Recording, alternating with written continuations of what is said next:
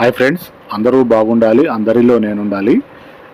ఈరోజు ఈ వీడియో ద్వారా నేను చూపిస్తున్న అంశం ఏంటంటే, అప్పలాయగుంట శ్రీ ప్రసన్న వెంకటేశ్వర స్వామి వారి వార్షిక బ్రహ్మోత్సవాలకు సంబంధించి ఇది ఆఖరి వీడియో. ఈ వీడియోలో ముందు వీడియోలో ఎవరైతే కళా ప్రదర్శన చేశారో వేదిక పైన వారందరూ కూడా సుమారు విద్యార్థులంతా కూడా సుమారు 25 మంది దాకా ఉన్నారు. అక్కడ ప్రదర్శన చేసిన వారంతా కూడా స్టేజి పైన చివరిగా అందరూ గ్రూప్ ఫోటో తీసుకునేటట్టుగా నిలబడి అందరి చేత బాగా చేపించారని శభాషాన్ని కూడా అనిపించుకున్నారు. చేసిన ప్రదర్శన కూడా చాలా చక్కగా అయితే నిర్వహించారు. ప్రధాన ఆలయంలోకి లోపల ఎంట్రన్స్లోకి స్వామివారి ఊరేగింపు కూడా 4 ప్రధాన వీధులు ఊరేగింపు పూర్తి చేసుకొని స్వామివారి ఊరేగింపు కూడా ప్రధాన ఆలయంలోకి వస్తున్న సందర్భంగా నేను ఇంకొంత వీడియోని స్వామివారికి సంబంధించి చూపించే ప్రయత్నం అయితే చేశాను. ఈ నృత్య ప్రదర్శన, స్టేజీ ప్రదర్శన సంబంధించిన వారంతా చాలా చక్కగా నిర్వహించి ఫోటో దిగిన తర్వాత ఇక్కడ పక్కనే ఈ ఏదైతే కళావేదిక ఉందో కళావేదిక పక్కనే కొబ్బరికాయలు దీపారాధనలు చేసుకునే వేదిక అయితే ఉంటుంది. ఈ మండపంలో కూడా స్వామివారి ఆలయానికి ఎదురుగానే ఉంటుంది. టెంకాయలు కొట్టుకునే వాళ్ళు, కొబ్బరికాయలు హారతులు ఇచ్చుకునే వాళ్ళు ఇక్కడ కార్యక్రమాన్ని అయితే పూర్తి చేసుకుంటారు. ఇక్కడ జనం చూడొచ్చు, భక్తులు చాలా మంది అయితే ఉన్నారు. స్వామివారి ఊరేగింపు కూడా ప్రధాన ఆలయం లోపలికైతే ప్రవేశిస్తూ ఉంది. గేటు వెంట నేను చూపిస్తున్నాను. గేటు లోపలికైతే భక్తులు ఎక్కువ మంది అయితే వచ్చేసారు. ఇక్కడ దాదాపు నిలబడటానికి కూడా చోటు లేనంత ఎక్కువ మంది అయితే భక్తులు నిండిపోతున్నారు. ప్రధాన వీధులు ఏంటంటే వీధులు విశాలంగా ఉంటాయి కాబట్టి ఎంతమంది భక్తులున్నా మనకు పెద్దగా ఉన్నట్టు అనిపించదు. ఈ ఆలయం లోపలికి మండపం ఎంట్రన్స్ లోపలికి వచ్చేటప్పుడు ఈ భక్తులు ఎక్కువ సంఖ్యలో వచ్చేటప్పటికి ఇక్కడ కొంచెం ఇరుకుగా అనిపిస్తూ ఉంటుంది. ఈ చుట్టుపక్కల భక్తులు కూడా స్వామివారి ఊరేగింపు చివరికి వచ్చిన తర్వాత ఎలా ఉందనేది చూద్దాము.